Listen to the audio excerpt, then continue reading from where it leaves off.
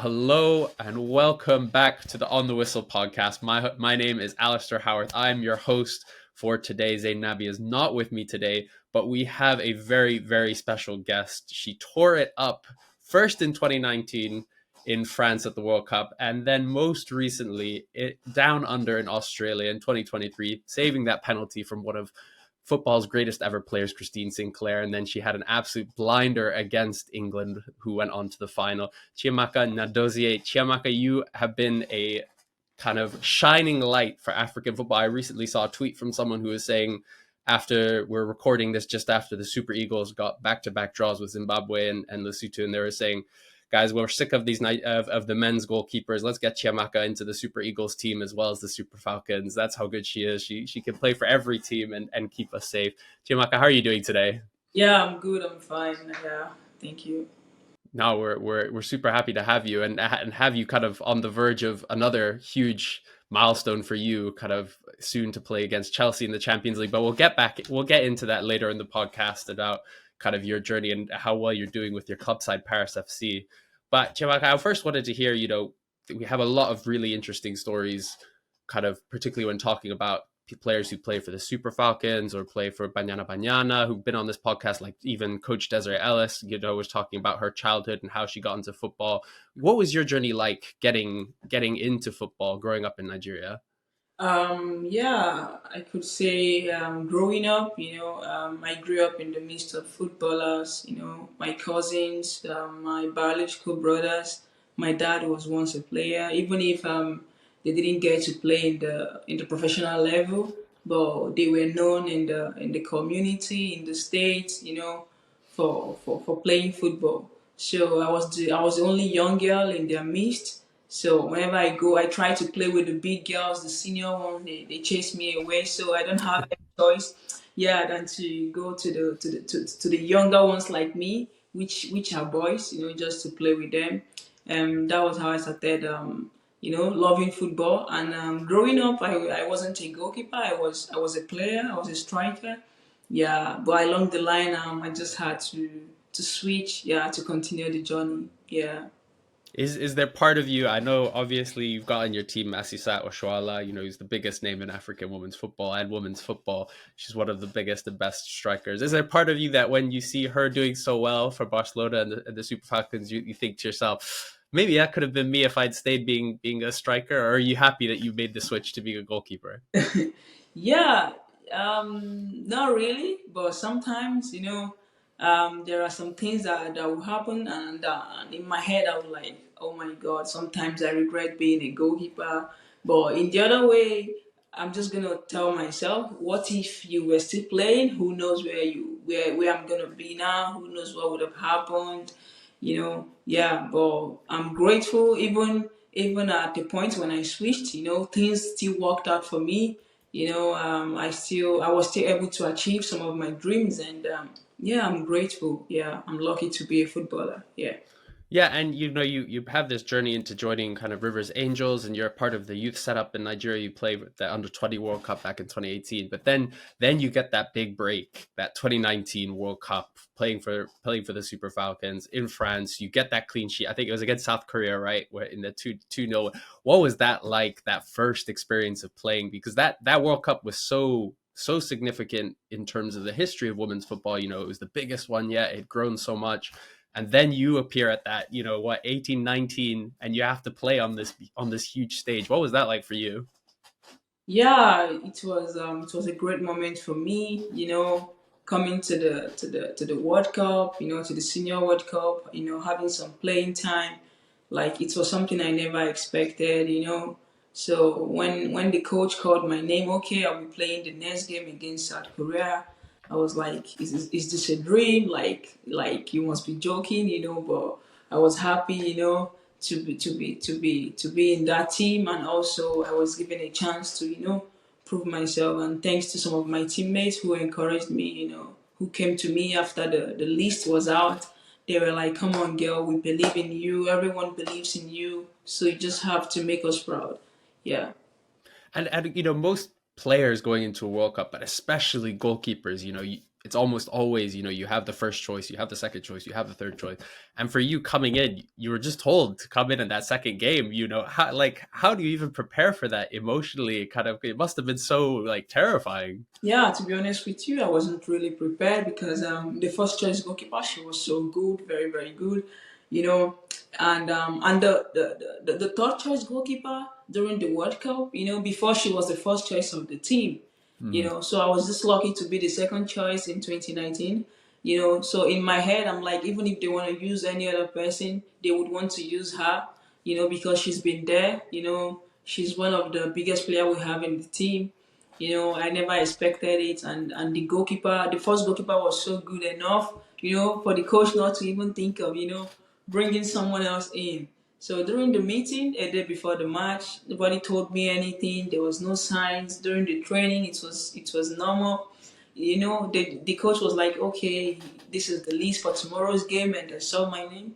Some players, they were even looking at him. Maybe it was a mistake, but yeah, it wasn't a mistake. Like, goosebumps everywhere. I was so scared. I was shaking. Like, I'm like, oh my god, like this man wants to disgrace me, you know. But then, like I said earlier, thanks to some of my teammates who came to me and they were like, "Come on, girl, we know you can do this," Yeah. I love that. He thought he wanted to disgrace you. That's hilarious. But you certainly didn't disgrace yourself. You did brilliant. You became the youngest player in World Cup history to goalkeeper to keep a clean sheet, and you did brilliant. And off the back of that performance, that World Cup, you then get the move to Paris FC, where you are now, from Rivers Ladies. And again, run me through it. You obviously at that point you've been to France because you played there at the World Cup. But what was that kind of transition like, moving from playing kind of underage state football, kind of then Rivers Angels, then moving to playing kind of in the French top tier against the likes of Lyon and PSG?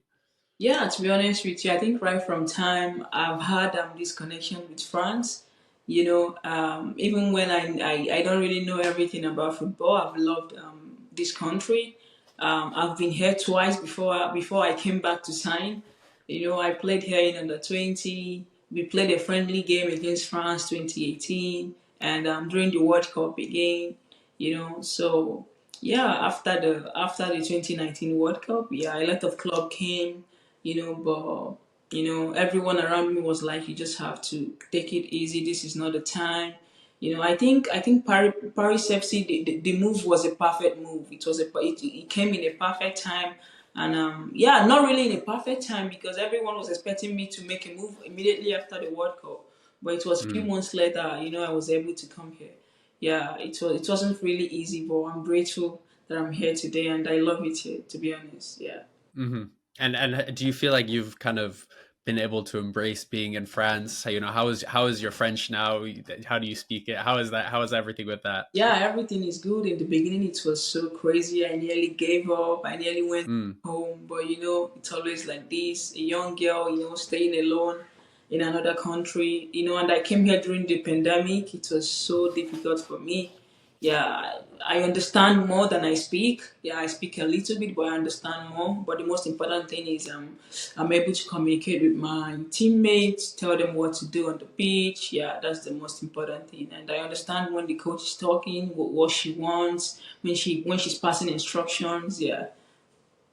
Yeah, absolutely. And then things kind of pick up in an international sense, I guess, when we come to last year at the AFCON in 2022. Obviously, you were at the one in 2018. You didn't start any of the matches, but you were part of the team that went on in that dramatic game against South Africa to take the title.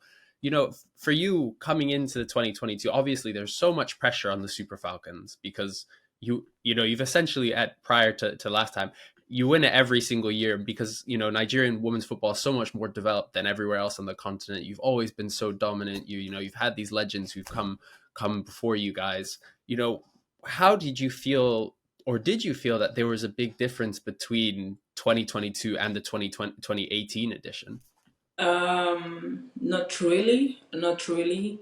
Then I know we have so many fantastic players. They've been in the team for so long. They know what it means to play for Super Falcons. But I don't think there is a big difference. With the 2022 group. so many new players. So yeah, but that wasn't the reason why we couldn't get a trophy.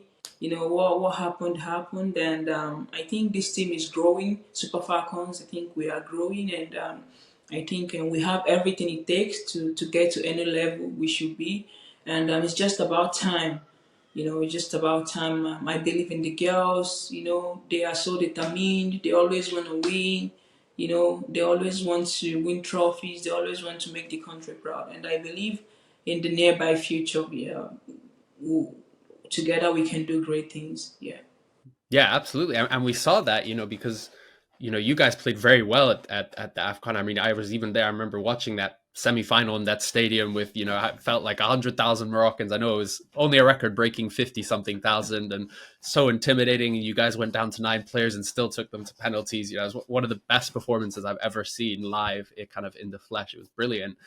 And then we see at the World Cup, then not just you guys, but Morocco, South Africa, even Zambia playing so well, competing. Have you felt that in the last kind of 4 or 5 years, even in your short time as a professional, that the standard of football across the board in Africa has just been growing and growing? I mean, we just had the CAF Champions League final just a couple of days ago when Mamelodi Sundowns won. Your former team Rivers Angels played in that and in the first edition. How have you felt, or do you feel like the standard of football is kind of growing on the continent? Yeah, to be honest with you, I'm so proud of African teams. To be honest with you, I think the world saw what the African teams the world saw what we did in the Women's World Cup. Back in the days, it wasn't used to be like this. Sometimes it's just Nigeria, sometimes it's just Cameroon. But now, there is Morocco, South Africa, there is Zambia, and there is Nigeria. And I believe in the future there will be more teams. To be honest with you, I know in Africa we are rivalries, but I'm this kind of person. When my fellow, like when the people from my continent are doing well, I'm happy. You need to see when South Africa, when they were playing against Argentina, like we were all sitting together watching, cheering them up. When Zambia, when they were playing, we were there for them. When Morocco was playing against France, like we could feel it, like come on, we are one. So I'm so proud of all of them, and I'm so proud of how the football in Africa is growing.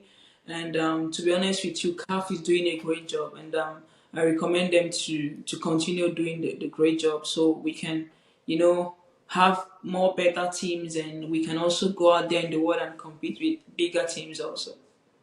Yeah, absolutely. And we saw, I love to hear that you're watching kind of South Africa playing those games against the likes of Argentina and Italy. That game against Argentina was so dramatic when Hilda Magai scored those goals to send them through. And but for you guys, I mean, you were the biggest story. You come into the group of death. You're up against the host Australia, one of the favorites, Olympic champions, Canada. And there's this huge amount of pressure on you guys, is probably seen as the lowest ranked team in terms of competing, because obviously you've also got Ireland, but this is a good Ireland team with some players like Katie McCabe, who are some of the best players in the world. And then you get that draw against Canada. But for you yourself, I mean, I've seen some stuff about you talking about that penalty against Christine Sinclair. you know in those moments for you as a top level goalkeeper, are you kind of thinking a lot when it's happening? How much, or are you just kind of trying to keep yourself calm, not think too much, just make the saves? I don't know, like, run me Yeah. through what was going through your head. Yeah, to be honest with you, one thing about me, I'm always calm when I'm in the goal. I think that's one of my strengths, because when I'm calm, it gives me more vision, more, like, I think faster. When the referee awarded the penalty, we were still trying to ask the referee some questions. Everyone was there trying to talk to the referee. In my head, I'm like, okay, let's wait and see. I was just there, standing. I was just smiling. I'm like, okay, okay. So when it was finally a penalty, like, I think, first of all, the number 9 took the ball, gave to the number 2. The number 2 took the ball, gave to number 7, and I'm like, what's going on? Like, who's The playing? mind games. And at the end, they just made a way for Sinclair, and they gave her the ball. In my head, I'm like, okay, like, just calm down, take your time. So, and I was able to talk to myself, no pressure. I think if I was there with all the players trying to argue, trying to ask some questions to the referee, yeah, I would have been distracted. But I just went straight Mm. to the goal. I was just standing there, waiting for the referee to make the final decision. I think that really helped me a lot to make the right decision. Yeah. Yeah, and do you think that the experience you've had, because I know you're so young, but you've had so much experience. You faced penalty against Wendy Renard in 2019. You obviously had penalties against Morocco in the AFCON. Do you think that those kind of moments have given you the ability to remain calm, or is that just who you are? It doesn't matter. Put you in the most stressful situation, you're fine. It Yeah. doesn't stress you out. Yeah, to be honest with you, those penalties, both the ones I've lost, both the ones I've won, they really helped me a lot. Even earlier when we were talking about the penalty, in my head, I'm like, if we should take it back to the Afcon, we wouldn't have lost out against Morocco. Mm. Because I have more experience now, experience during penalties. I've learned a lot of things. So one thing about me, there's this thing about me. I try to grow every day. I try to learn every day. I don't just go to training because there is a training. No, when I'm going out, I set some goals for myself. Okay, today this is what you have to do. Try to get better. I never stop learning, and that's really helping me a lot. Yeah. Yeah, and obviously you then face in the next round. I don't want to bring this up for you because I'm sure it's hard and it was so painful for those of us watching. But that game against England, how do you look back on that? Because you're playing the European champions at that time, probably considered the best team in the world. Maybe alongside I mean, until the US went out, but the US or Spain or such a strong team in England, and for you guys to know you're going into that game, how was that, how did you prepare for that game in terms of that? Yeah, that very game was one of the most talked about game in the World Cup. A lot of people said a lot of things. We saw so many tweets. We saw so many things on the internet. Okay, James, she's a very good player. She's gonna trash Nigeria. England is gonna beat them. Nigeria is not a good team. They are just physical. Technically, they are bad. So many things. But in our head, we were like, okay, it's fine. It's normal for people to say what they want to say. But we inside us, inside the camp, we know what we want. We know what we came for. Even before the World Cup started, there were so many rumors that we don't want to play against Canada. That we are trying, so many things. But inside the camp, we were just laughing at those stories because we know Mm. true. So we worked so hard, to play that game. We trained so hard. We watched so many videos. We just did so many things, to make sure, what people believes doesn't happen. Sometimes people can just say what they want to say, but you have the right to decide who you are and what you want to do. So, the aim was to go win the game, and we lost so many chances. But then, the results came out the other way around. Yeah, it's life, it's football. We just have to learn and move on. But the most important thing was, England. They won through penalties. They couldn't even score. With everything people were saying. So that was one of the greatest joy after losing. Okay, we gave our best, and yeah, the whole world saw that. Yeah, absolutely. And I find it really interesting what you're saying, that because most of the time when we're speaking to professional footballers, they have to try and pretend that nothing bothers them, that they don't listen to any of the noise. But it's interesting you're saying that actually you guys were reading some of the stuff that was being said about Nigeria, about England, and you were able to look at it and both use it as motivation to play well, but also just to laugh, not take it too seriously. I think that's really really interesting that you guys could do that, especially because I think we cover a lot of men's and women's football, and the women's game is growing so much, right? But it's still not, there's not as much pressure on as is in the men's game. I say that except for Nigeria. I always say when I'm speaking to people here in this country, I say there's no other environment that's so stressful as playing for the Super Falcons in women's football, because Nigerians, the one country, especially in Africa, who they take their women's football seriously. they demand very high. The expectations are so high, and they expect so much. When I'm speaking with people in South Africa, they say, "Oh no, we're just happy Banyana are doing well." Whereas when you speak to Nigerians, they say, "No, we're happy they're doing well, but they better do well because these are the Super Falcons. They represent Nigeria." And that's really interesting that you guys have that mindset to kind of stay focused on the task at hand, to kind of block out that noise and to keep performing. And I think it's a huge testament and to the kind of character of your team. And when you look back on that World Cup, what is the emotions that you feel when you think back to the World Cup now that we're kind of 5 or 6 months past it? I think it's the game against Australia. You know, Mm.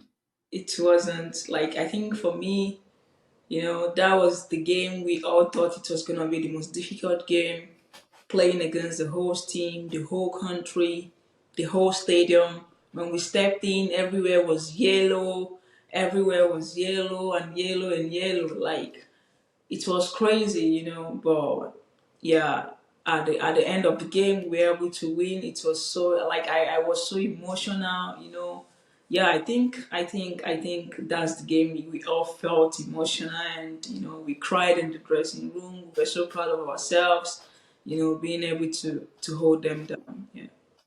Yeah, I mean that was the game. You want one of the in a tournament that was full of fantastic matches. That was by far the craziest. Just the end to end nature, the goals that were scored at the end, and then coming through. It was amazing for us to watch. And then it was followed up by from my perspective, seeing South Africa getting that win, and then Morocco and getting the teams going through.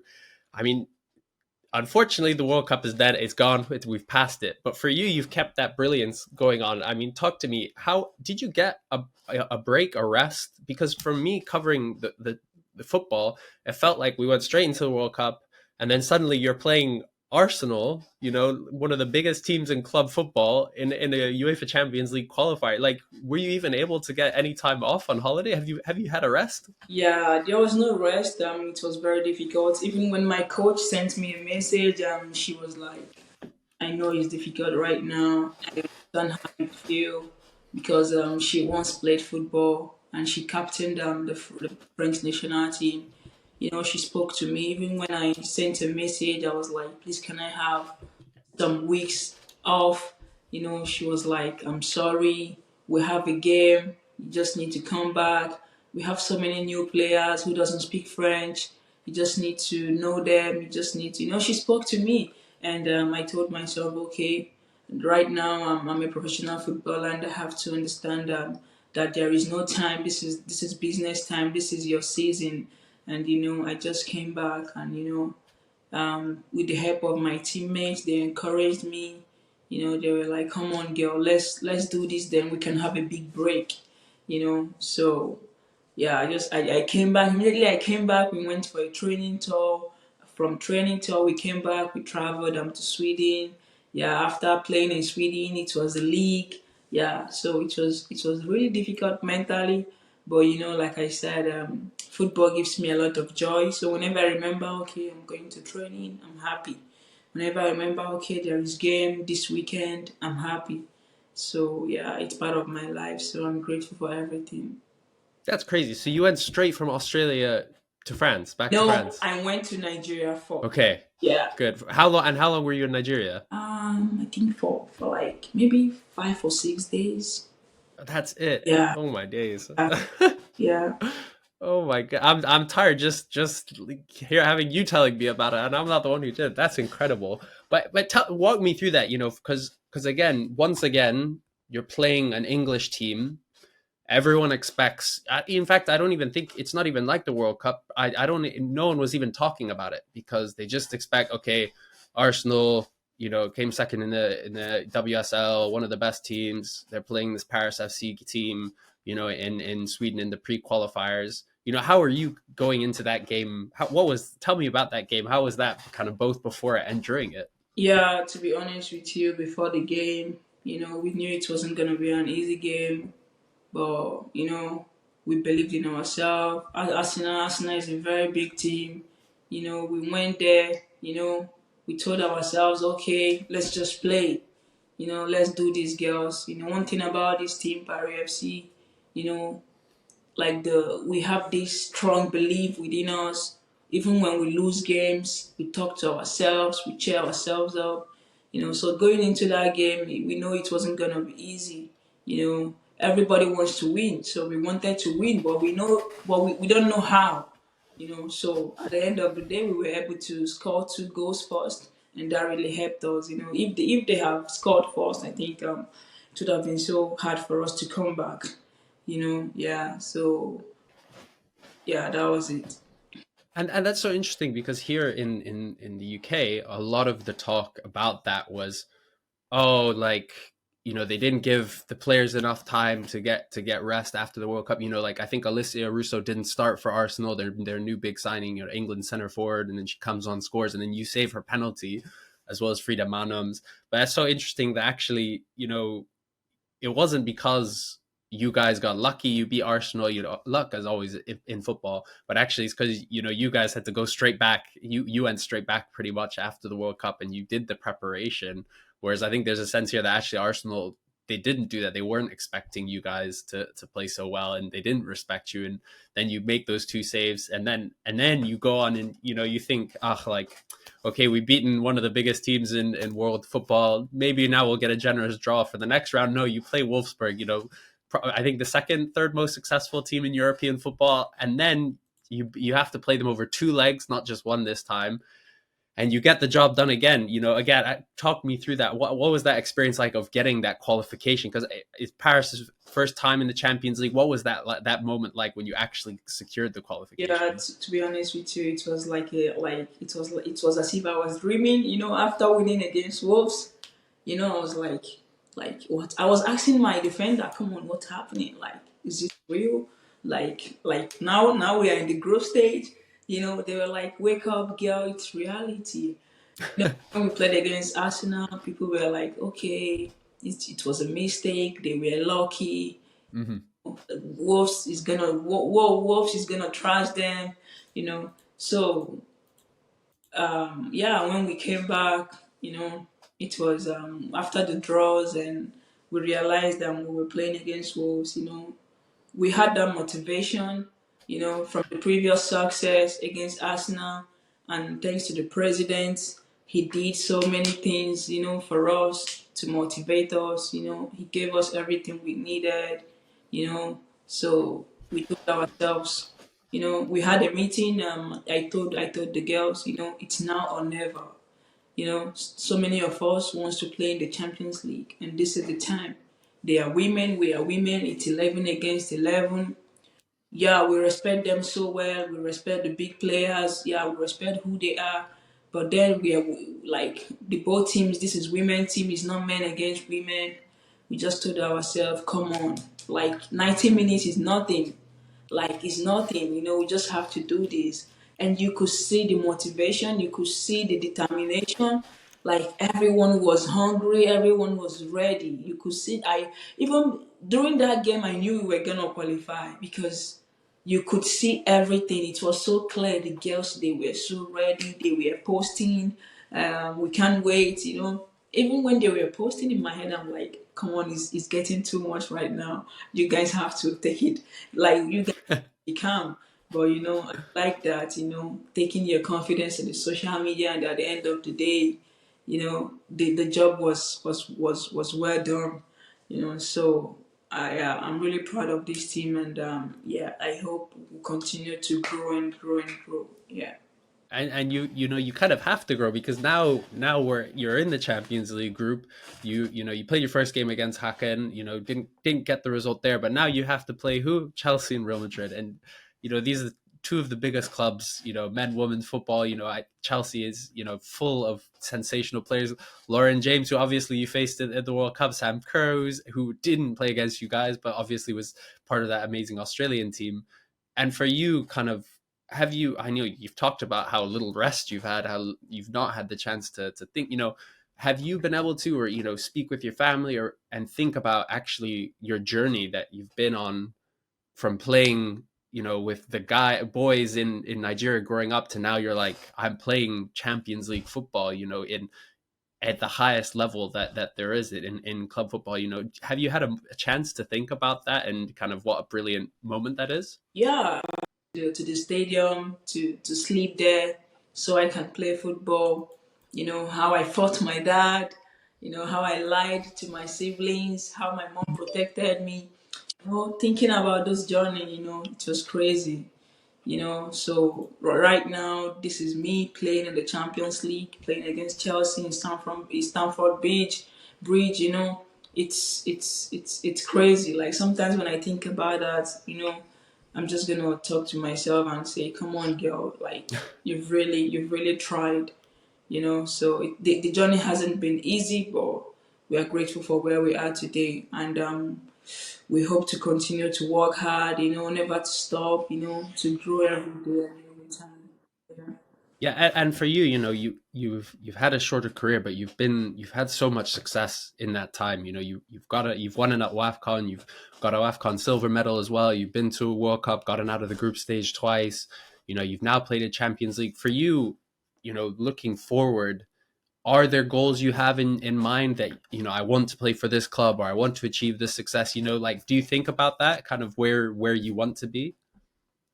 Yeah, sometimes, we all have our dream clubs, but right now I think I'm in a good club, I'm in a perfect club. I think this is my dream club because since I came to this team, everything has been going so well. I've been growing, as it's collectively, individually, yeah.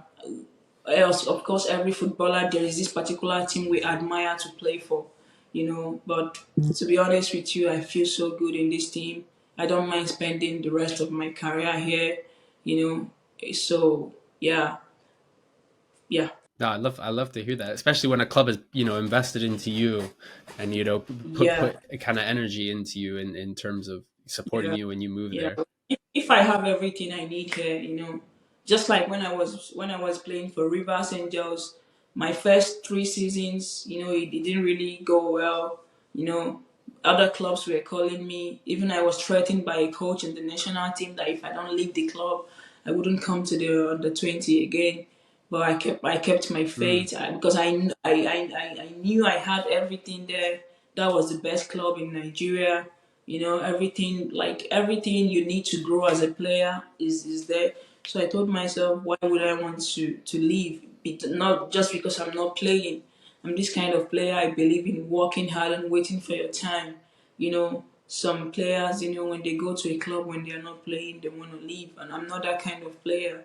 If I'm not having a playing time, I'm gonna try to work hard, to challenge the person in that position, and yeah, at the end of the day, I will end up playing, you know. Yeah, so everything is here. So for me, I think this is the right place for now, but I never know what the future holds for me. Yeah, yeah. I appreciate every club. I love every club. So if I have opportunities to play in other clubs, why not? I can go, but for now, I'm perfectly okay here. I mean, that takes a lot of like kind of confidence and maturity to be able to say that. Yeah, maybe things aren't working out right now, but I can stay. I know I can do this. I don't need to rush to. I don't need to cause issues. I don't need to move club. And do you have people that have been around you, like your family and stuff, who have been able to help support you as you make those decisions, or is there people who are support, or is the most of these things you making those choices? Are there people helping you in that? Honestly, my family don't really know much about football. Mm, They don't. I don't want to say they don't really care. They care, but um, I don't get to tell them things about my football because they don't understand. mm, They don't know. They don't know how it feels. They don't know anything about it. So, but I have my agent. He has other good big players. I have some family from some family friends. I have some good friends. For example, the last time when we were in camp, me and Asisat Oshoala, we were discussing about football, and she was trying to give me some advice. This is how it works. This is how it works. This is so.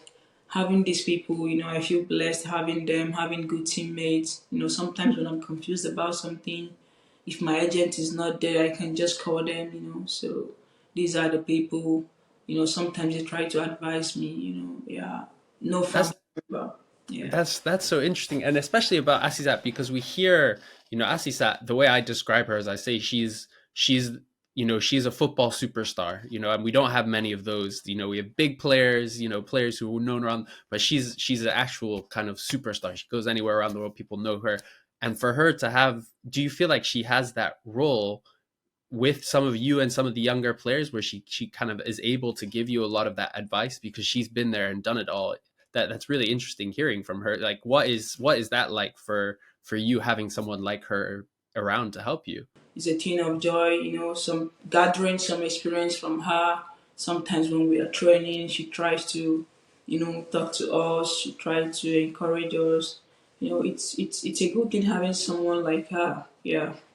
And you kind of you're saying that you've had to make a lot of these decisions for yourself in terms of making those moves because there isn't as many people around you to support you, and you clearly have got support from your agent, but you've also have the confidence and the belief in yourself to make the right decisions and to make those choices. But I guess my question would be is, do you feel like players that would potentially be in your situation who are now, say, at, Bielsa Queens or Rivers Angels or, Apem Darkoa from Ghana, or just at the CAF Women's Champions League and had some players like, Comfort Yaboa, who's 16-year-old and played brilliantly.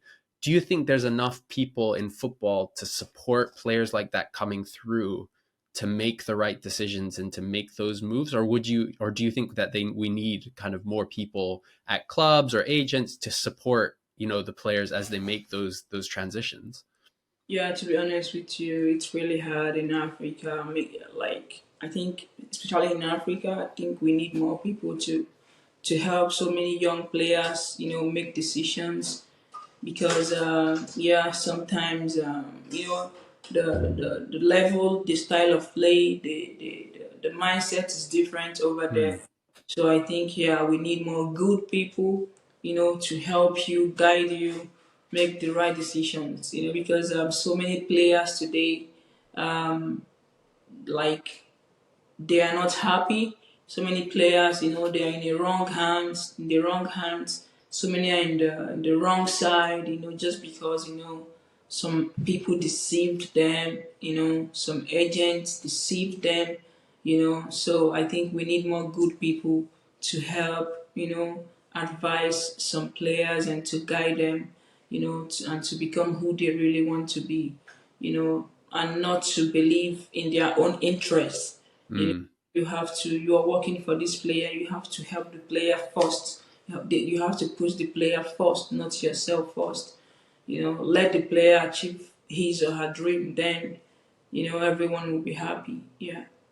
Yeah, absolutely. And I thank so much, Chiamaka, for that, and as well as for your time. And the only, I guess, my final question coming off of that would be to say, if you were speaking to, you know, one of these youngsters coming through, say for instance they've had a good tournament at the CAF Champions League, or they play at the AFCON this year, and they have an excellent tournament.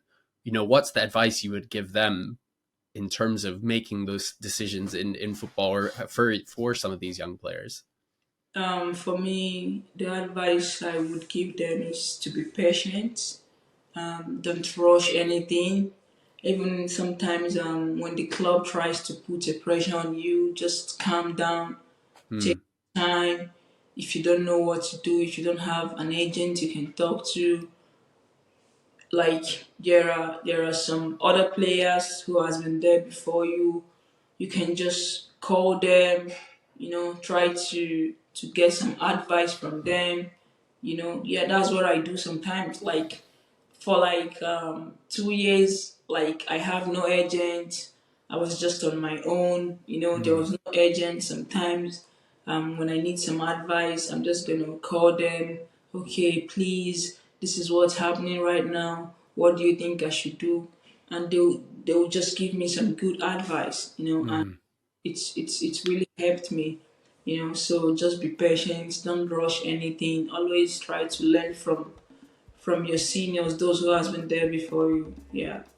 I love that. In a world of football that moves so fast, having the patience to make the right decisions is always kind of what is most needed for players. I love that. Chiamaka, thank you so much for joining us. We've absolutely loved it.